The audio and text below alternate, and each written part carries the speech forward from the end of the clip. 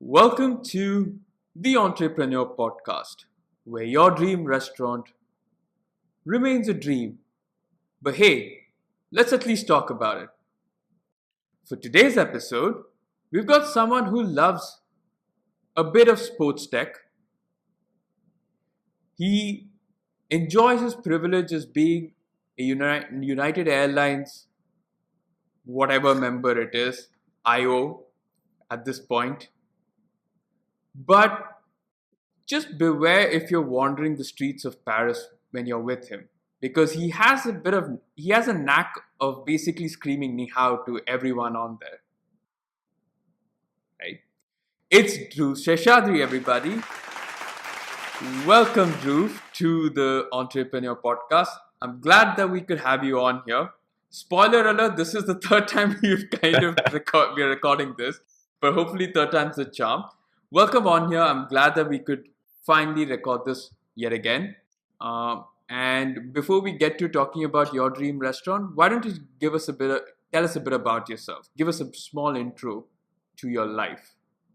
Sure. Thanks, Prady, for having me. So I am Prady's cousin. I am in the U.S., that strange land where nothing makes sense right now. I am an assistant professor, yada, yada, yada. No one really cares about that right now, the day before Christmas. A little bit about me. I am a travel nerd. I love to travel, love to track flights. I love United Airlines, as Prady had mentioned. Very loyal to them. What else? I love to recreate gourmet dishes on a budget to see how we can take, say, complex dishes that may not make any sense whatsoever and recreate it in a way that does without going into debt. Yeah. So what else? To people listening to this and watching us on YouTube, so Dhruv and I have traveled together a couple of times at least. We traveled to Lyon. Yeah. In 2018 to Lyon and to Porto. Yes. So I came to Grenoble. Well, before then, one thing we haven't talked about was when Dad and I came to Dubai, and then we went to Oman together. Yeah. Oh, that trip will be memorable for just that one particular incident. Yeah, that was pretty traumatic. Yeah, where your father decided that fuck them kids. Jesus, yeah. But yeah. But no, that was hilarious. That was awesome fun. Yes, I came to Grenoble for my birthday. We went to travel to Lyon. Enjoyed the food scene there. Got racially abused as well, or racially profiled. I wouldn't say abused. Racially profiled. Yes, we did. Yeah, we got immediately rejected by a Michelin star restaurant on the phone. But and then of course Porto as well, where we enjoyed quite a few. So a lot of our travels also revolved around food, and we also, not to mention, we did kind of partly create a site where we were trying to recreate the food that we had experimented with or eaten outside, but try to make it a lot more simpler for because both of us I was studying, you were kind of just working there, or were you interning? No, you weren't interning. You were just. I was interning. I was in grad school, so I was studying. Right. So both of us were on like this sort of grad journey of kind of trying to come up with really tasty food, but cheap. Yeah. Right. And I think we kind of did well. It's unfortunately we've not gone out and spread it out there in the public for too much, but I think if you kind of follow us separately, we would probably have a lot of stuff that's food related. Absolutely. All right, Dhruv. So before we get to talking, before we start the podcast, the first two questions: are you a foodie, which you probably kind of answered, but more importantly, what does food mean to you? Well, yeah, food's a big part of my life. I'm sure as it is for a lot of people. Food. I mean, for me, food is a way to bring people together. And I think food's a way, regardless of your political beliefs or anything for that matter, everyone needs to eat on a daily basis.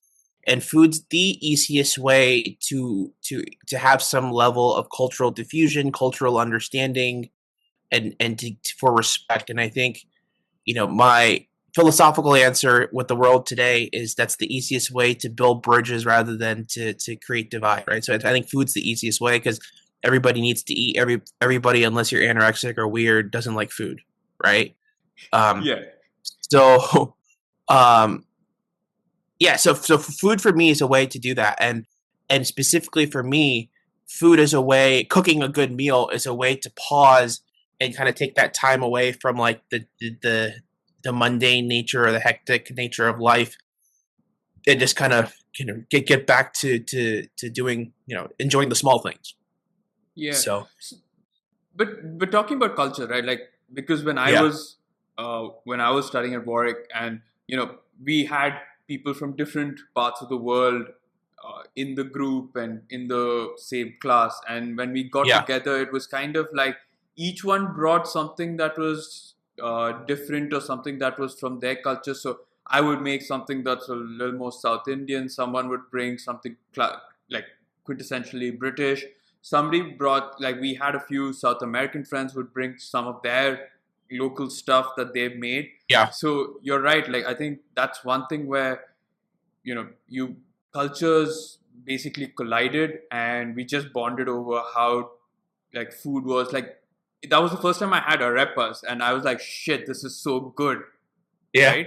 So, and I started making that myself during COVID. So it was, it really opened my eyes like into different cultures without having to actually travel to those places. And that's, I suppose, kind of what you were hinting at there.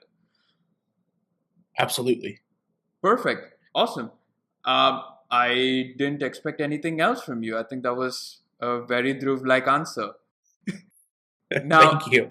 Okay, so Dhruv, the premise of the podcast is this: that I will be financing your dream restaurant. You can go as imaginative, as wild, or you could be grounded as well. So let the imagination flow through your system, flow through your body, and don't have to worry about money whatsoever. Even if it's the most loss-making enterprise, that's fine. You're telling a professor not to worry about money who's untenured at this point. That's kind of funny. Oh yeah. Interesting. But go ahead. I digress. No, that I never really thought about it that way, but great. Oh, okay. I do every day. I bet. Okay. Now, Dhruv, we start off with the cuisine. So what would be your dream restaurant cuisine? I've been going back and forth about this. It just depends on my mood. I kind of do know that, because the first time we recorded this, you said I'll pee.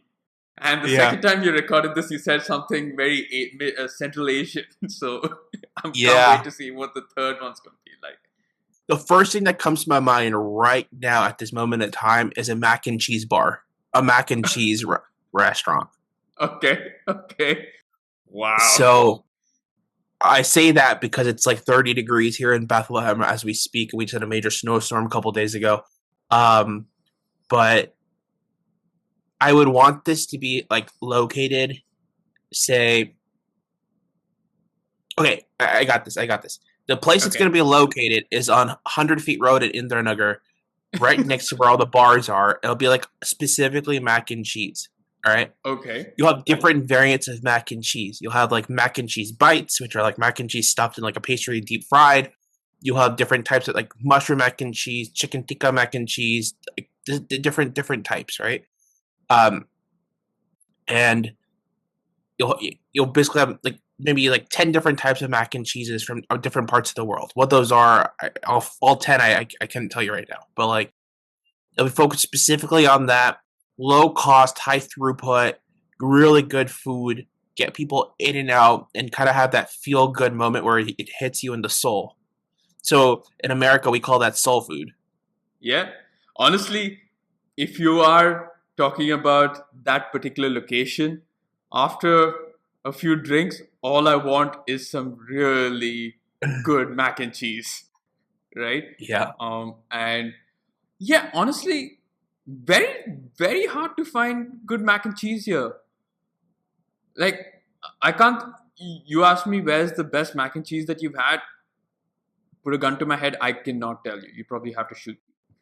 Like, very, very difficult. So, honestly, yeah, this would be perfect. I think the country, that city, is crying out for a good American style restaurant, and a mac and cheese bar sounds delicious. Yeah. So what I'm thinking about is like a mac and cheese kind of Chipotle ish, if that makes sense.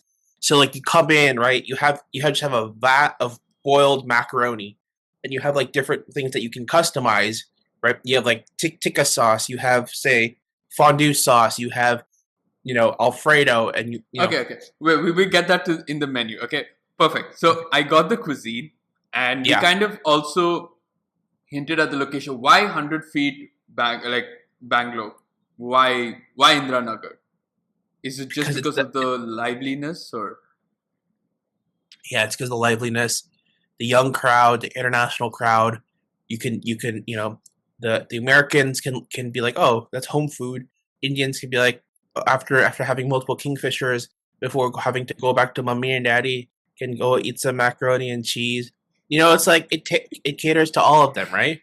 Like right, Yeah, and then you yeah. have and then you can have the priests that have their mac and cheese before they have to go do their sandhya vandanam and all that. So like you have like it caters to all the crowds who pass by that place. True, true. And it scared the vegans off the streets, which is what we all deserve. Definitely. All right. Okay. No, perfect. I love the location. I think it makes perfect sense. And the cuisine is so out there. I love it. I really do. Yeah. Now, we're talking about the experience, and I'm guessing from this get go, you want something very casual, very chill, nothing too fancy, right? Yeah.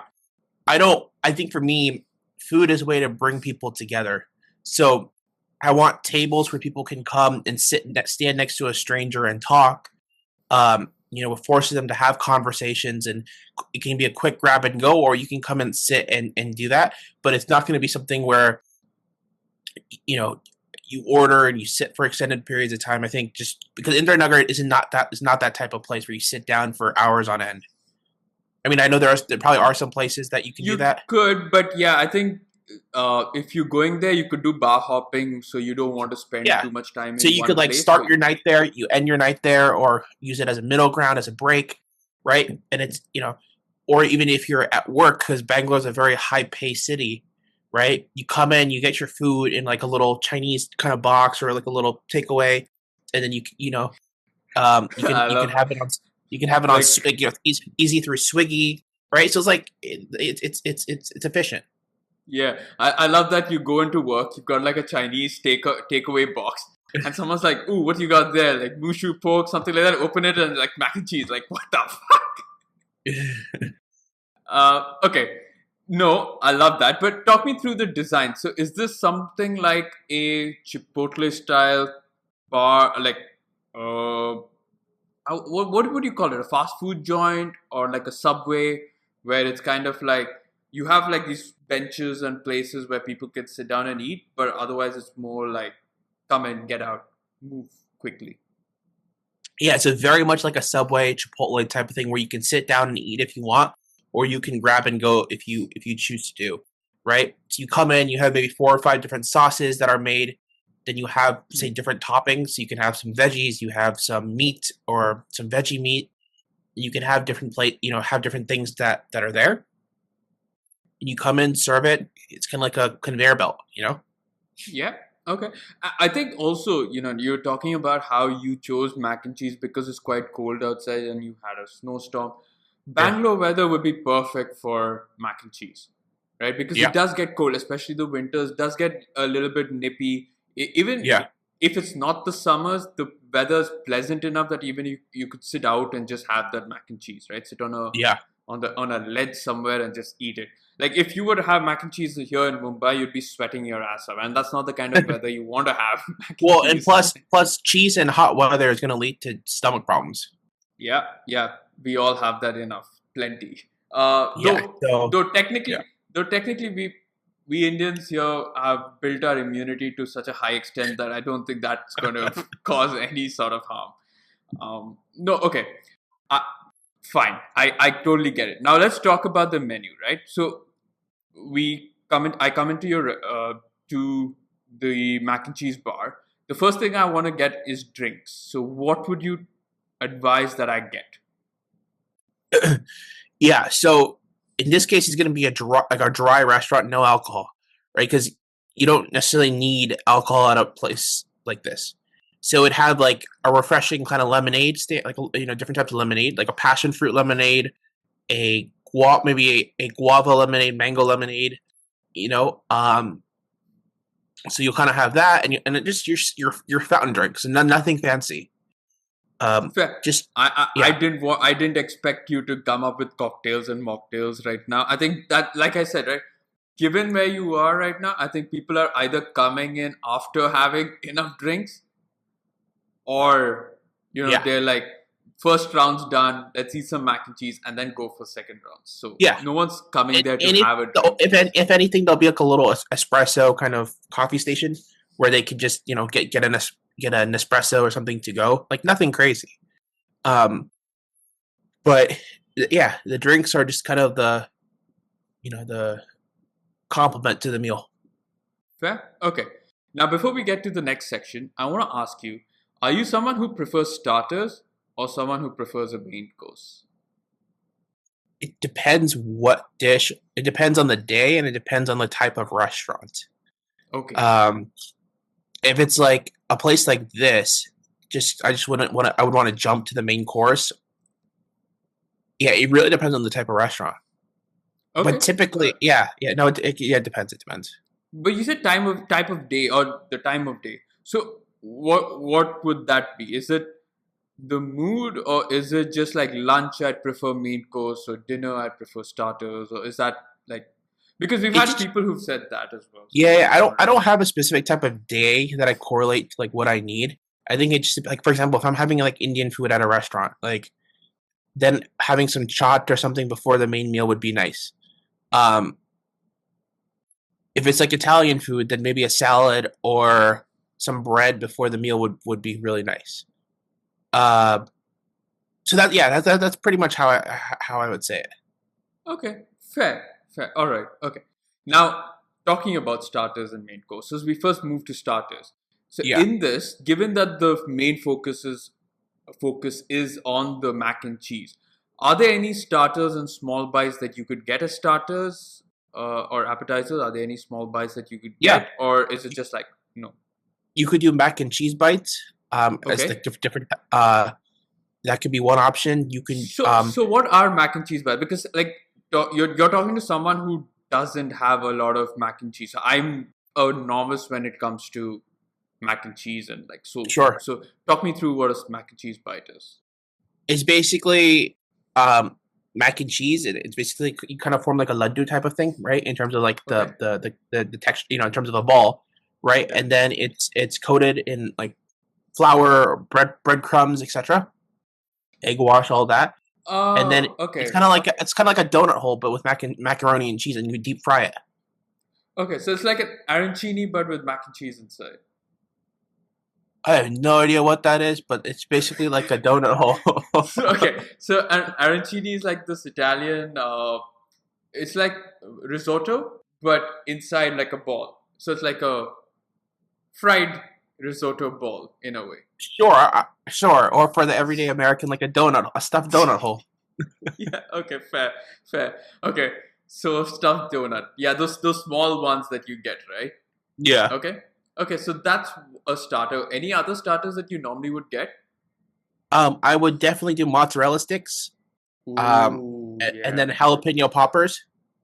Oh, I love a jalapeno popper. And then maybe not necessarily maybe I'll do like a soup of the day if someone wants something. So like in this case, the one soup that comes to my mind is a broccoli cheddar soup, Yeah. Yeah. especially Okay. for cold weather. Or something hearty, to change it up. I would do that. But those would be top three right now, or top Yeah. four. Right? Yeah. Talking about broccoli cheddar soup, I think that was one of the dishes that I initially made. I made it like in a bread bowl. So you Uh have huh. the bread Yep. bowl Yep. and then Yep. you put the broccoli. Oh, that was so good though. It was during the winters in Dubai, and oh my god, like the perfect meal to have Yeah. during a cold day. Okay, yeah. I mean, this is all cheese. So any lactose intolerant person is going to have to stay away from it like 100 miles away. Yeah. Okay. No, this is awesome. Okay. Now we'll get to the okay. So we come to the main courses. Everything is obviously mac and cheese, and you get to design your mac and cheese. But for someone who hasn't had mac and cheese, if I were to ask you, what were the three different variants of mac and cheese that you would absolutely recommend, the best that you've ever had, and probably where you've had them as well? Ooh, the best that I've had. Um. Ooh, I'm thinking. I mean the South in the U.S., the Midwest has some really good mac and cheese. I can't think of a restaurant or a place, but like Texas with barbecue, they have really good mac and cheese. As an example, um, there's a place called Panera Bread, which is kind of a fast food Yeah. place in the U.S.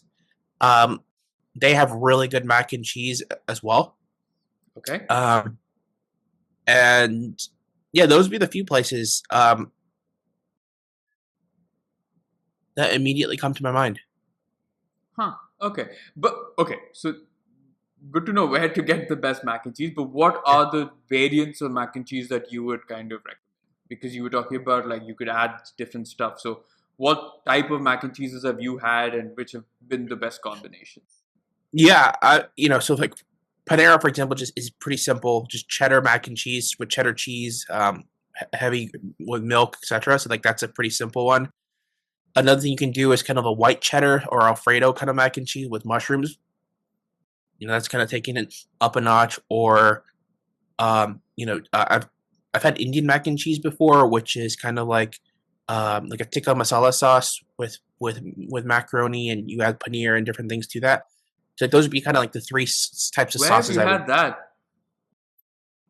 It's actually in the Bay Area. It's a kind of a thing. It's like Indo-American fusion food. Okay. Did it actually taste good? Because I mean, that does not sound the greatest. Oh, it actually sounds pretty good. You take the Yeah. it's like a sauce that you have paneer makhani or chicken tikka from, like the sauce there. You put that in the mac and cheese with the cream. It's basically like a spiced tomato cream sauce, essentially, right? With butter. Um, and yeah, Hmm. it tastes really good. Actually, come to think of it, yeah, maybe I'd go for that. I'm not too, you know, great in terms of the amount of cheese that I like. Yeah, I'm not too big on it. Like, I prefer a red sauce pasta than a white sauce creamy Alfredo yeah, pasta. So probably that would work. I mean, take that up, put butter chicken type those pieces of charred chicken in there. I think that'd be yeah. pretty cool. Okay, I'm guessing here we are not going full vegetarian. Um, no, we'll have a little. We'll have no beef. Yeah, No, just chicken. fair. Okay, okay, that's Yeah, good.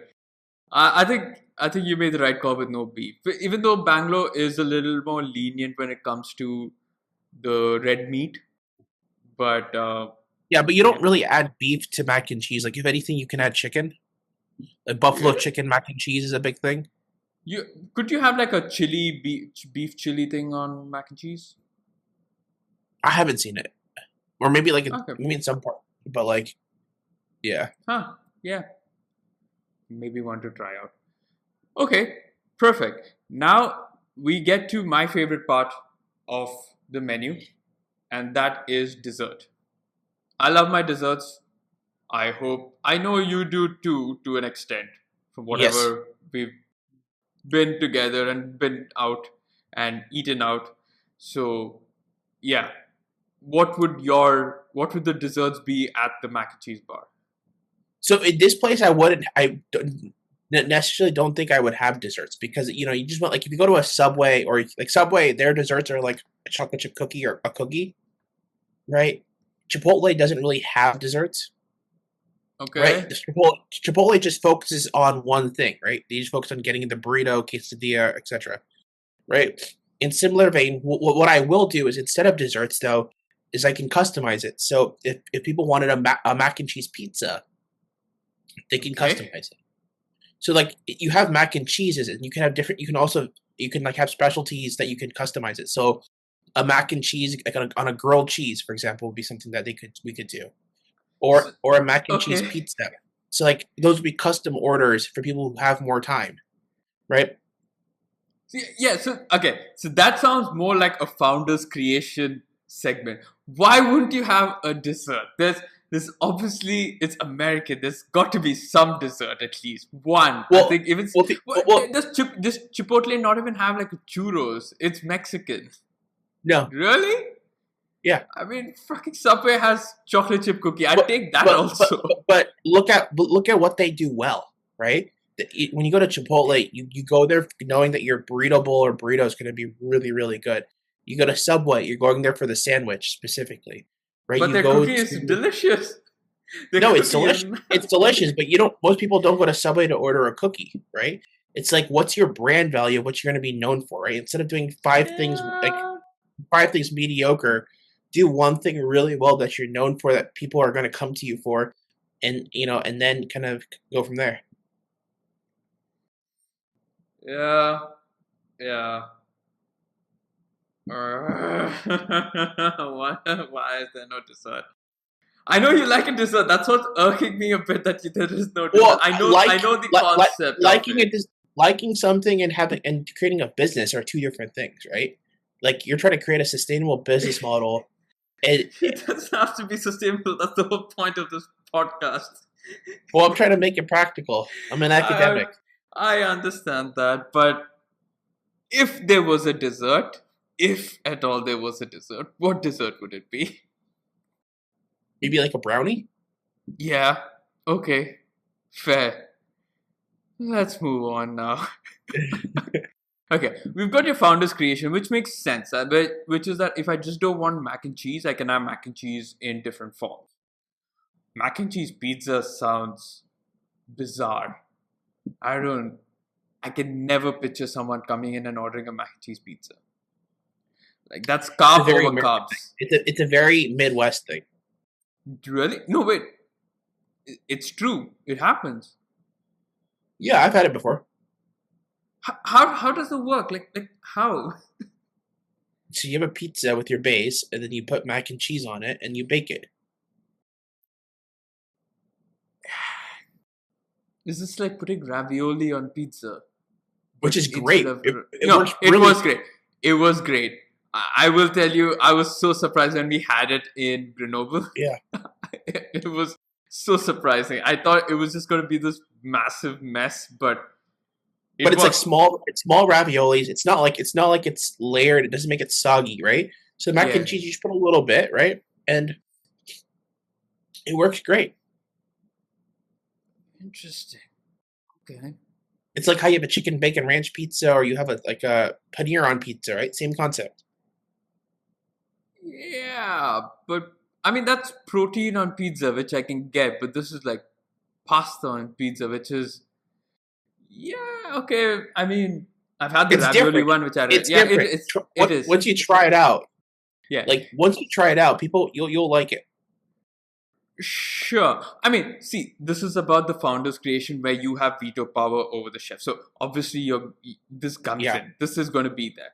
yeah, I've seen people put mac and cheese like in a burger of sorts, in burger buns. yeah. That's Oh a yeah, bit, yeah. yeah, that's there. That's really good. Mac and cheese burgers. Yeah, Yeah, yeah. What was the other one you said? You said there was pizzas, like a mac and burgers. cheese, like a grilled cheese.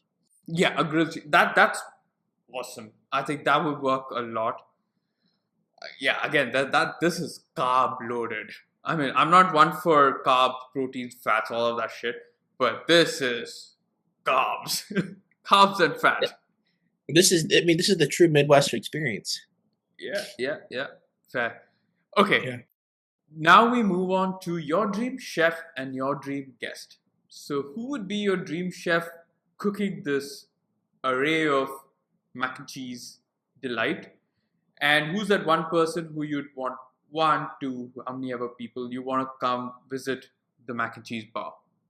So, in terms of cooking mac and cheese, because it's kind of going back to my Midwestern roots, there is a Iron chef who's named Michael Simon, and he's from Cleveland, and I would want him to be the chef and create these kind of different, eclectic mac and cheese recipes to cater to like the Bangalore crowd, but also keep the roots of the Midwest intact.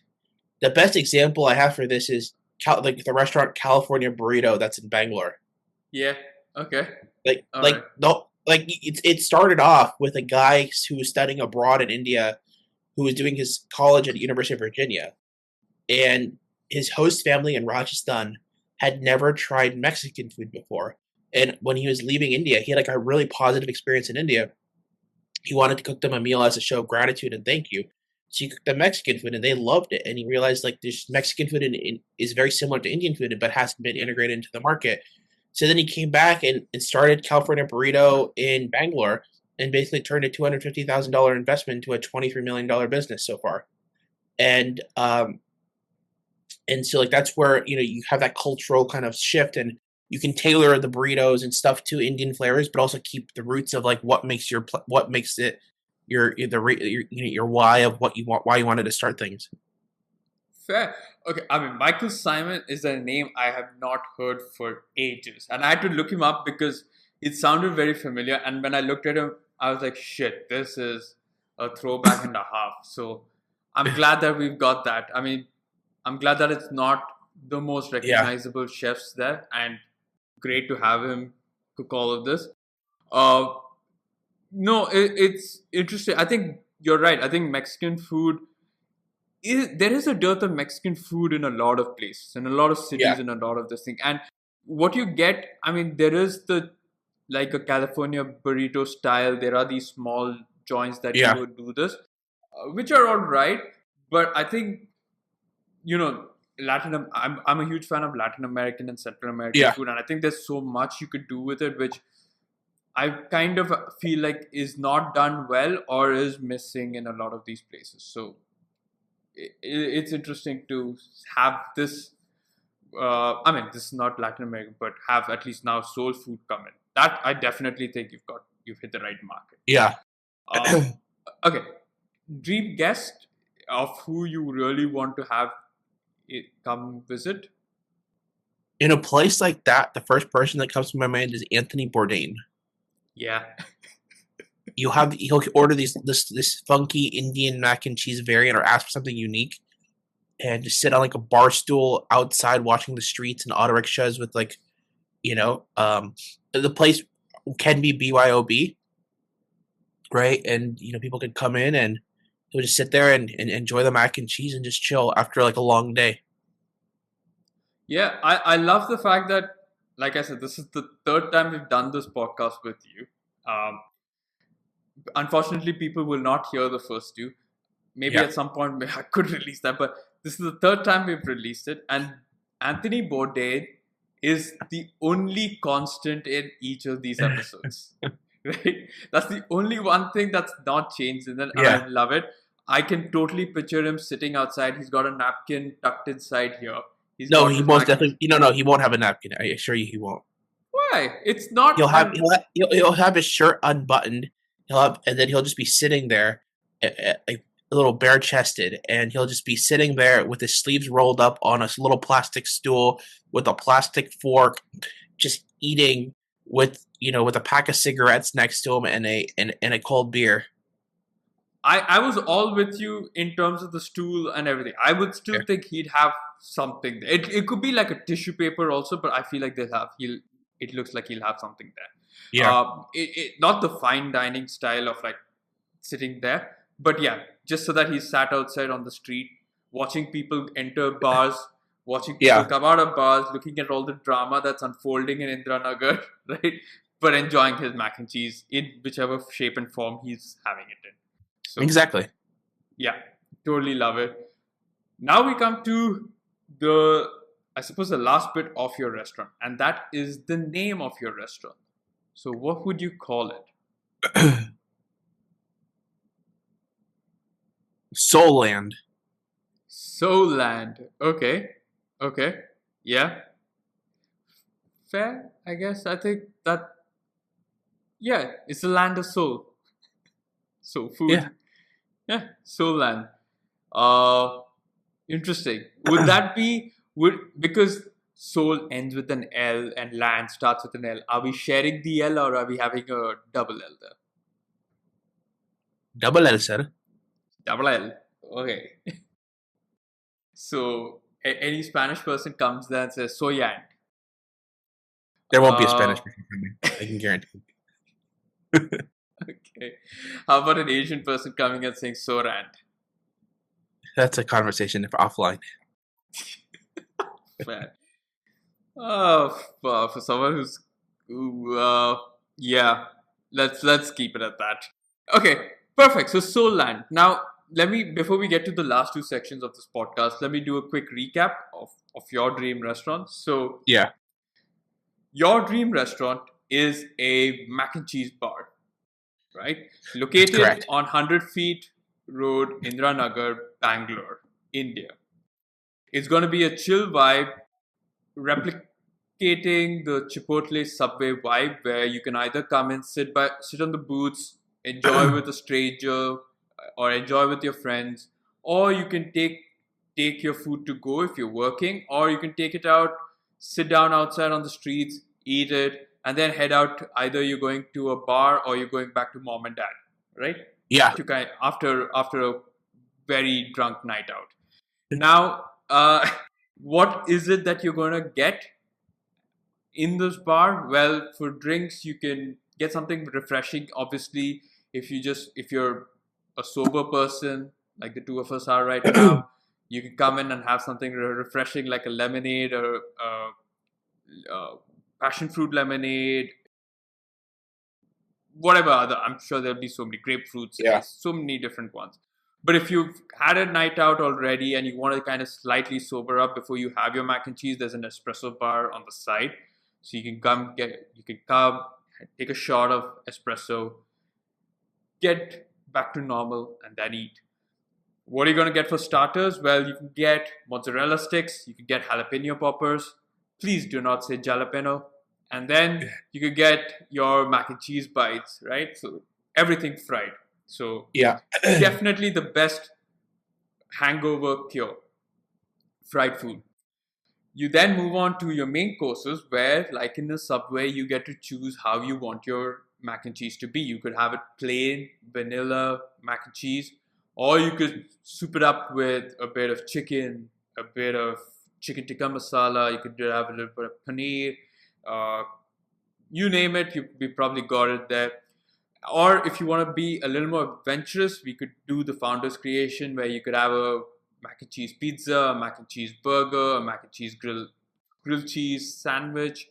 And you can do this all, right, while sitting next to Anthony Bourdain, though he'd prefer if you just shut up and just eat next to him, right, as he observes the chaos around him.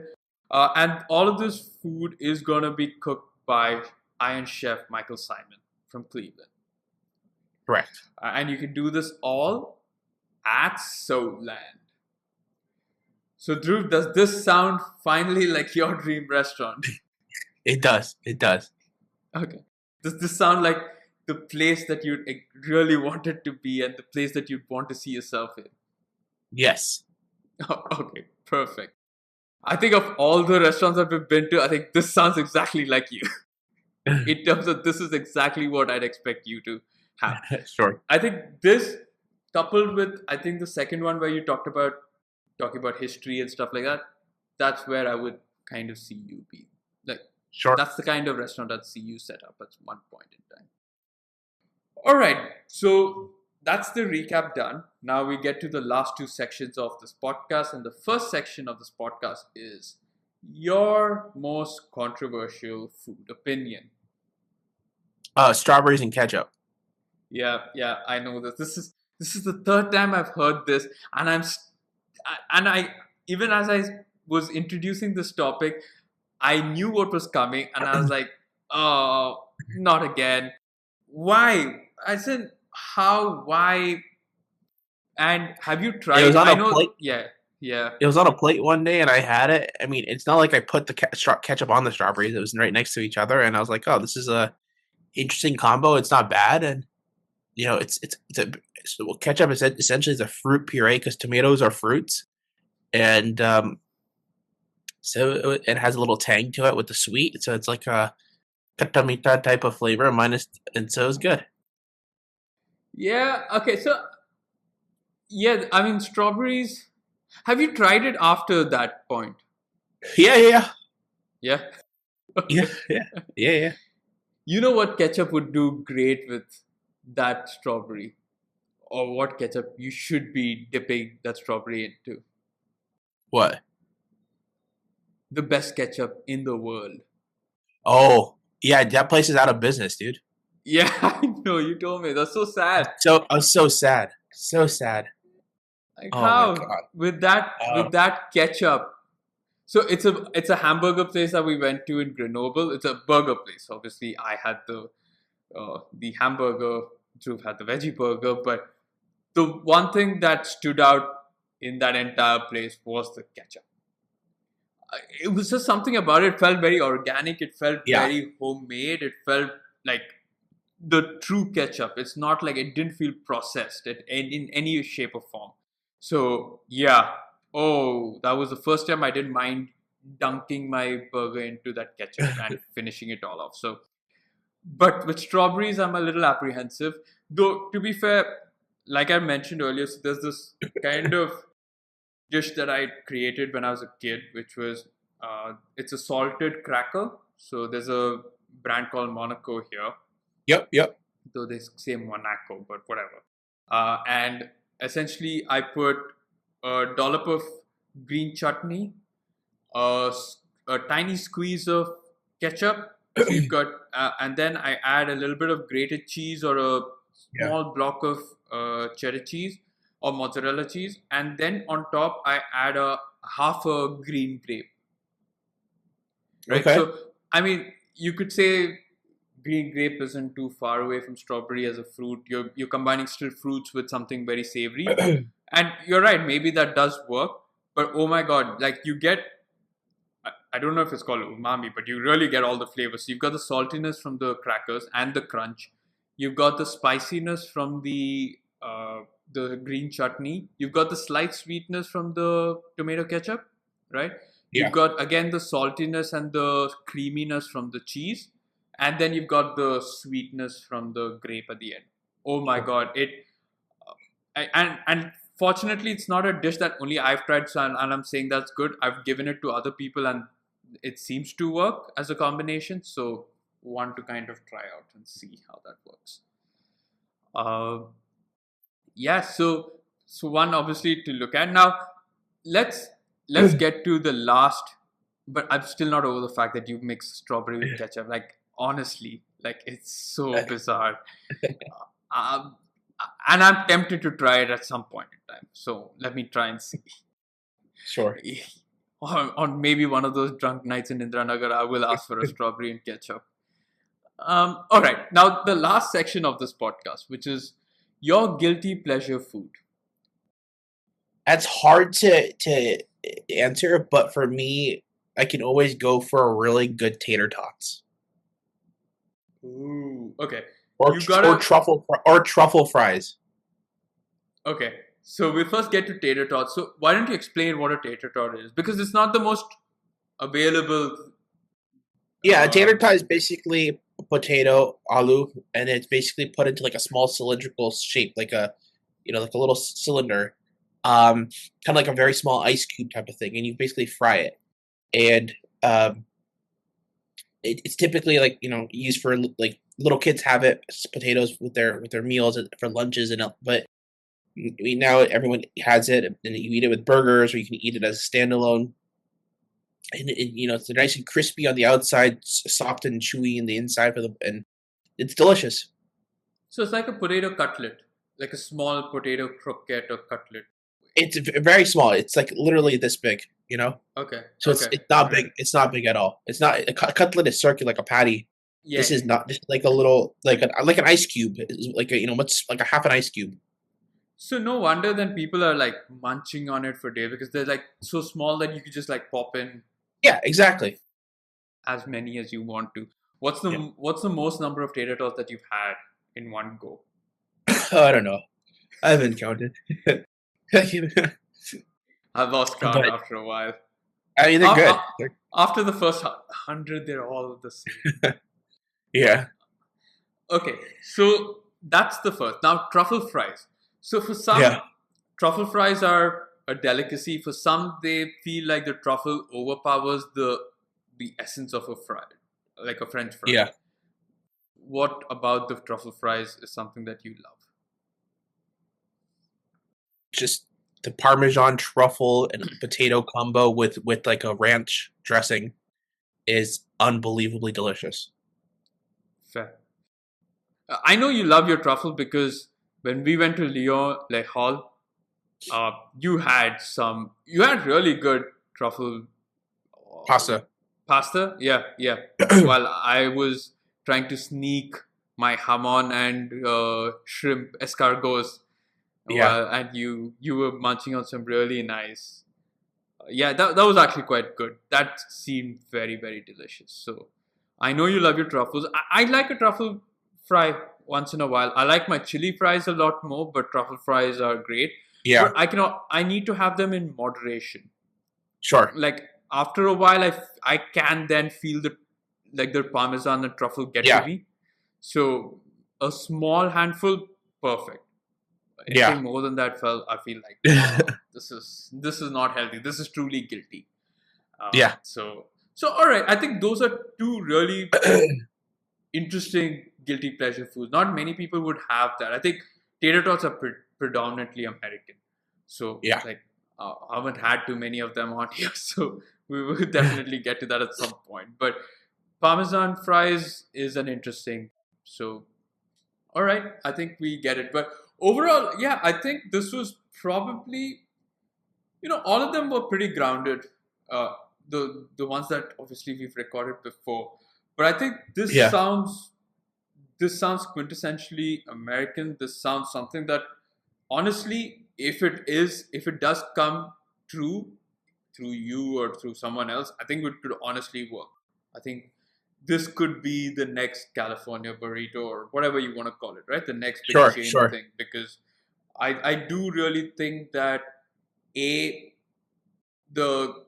this market is crying out for good soul food and good American food. But B, I think a lot of people right now, especially in India and the current generation, is into the new fad and the new thing, and let's kind of follow somewhat the Western style. So I feel like if you bring them American, they're gonna be like, oh, this is mac and cheese. Oh my god, I've seen this in like a movie. This is gonna be amazing. Blah blah blah. So you're gonna rake millions in the first go, and if it's good, then you'll continue raking millions. If you're not, then at least that fad kind of dies out. Yeah. But as long as it's not Instagram heavy. Yeah, absolutely. Awesome, Dhruv. So this was amazing. Thank you for being on this podcast. Thank you for talking us through your dream restaurant. Hopefully we add on to our culinary travels a lot more. In the near future. Hopefully we, it was fun. We've had some really fun anecdotes. I wish we could talk about, we probably have another episode where we talk about those anecdotes, especially in Porto. Yeah. Honestly, thanks for coming on here. Yeah, thanks for having me, man. Good to see you. Merry Christmas. Thank you. And Merry Christmas to everyone listening. And thank you for watching us as well, do let us know if you'd be the first one standing in line at Soul Land for mac and cheese, or are you lactose intolerant or vegan, and are you going to be not in Indiranagar but in Whitefield, where probably the not the stench but the aroma of cheese hasn't traveled all the way there yet. So do let us know though, and we will catch you all on our next episode. Until then, see you.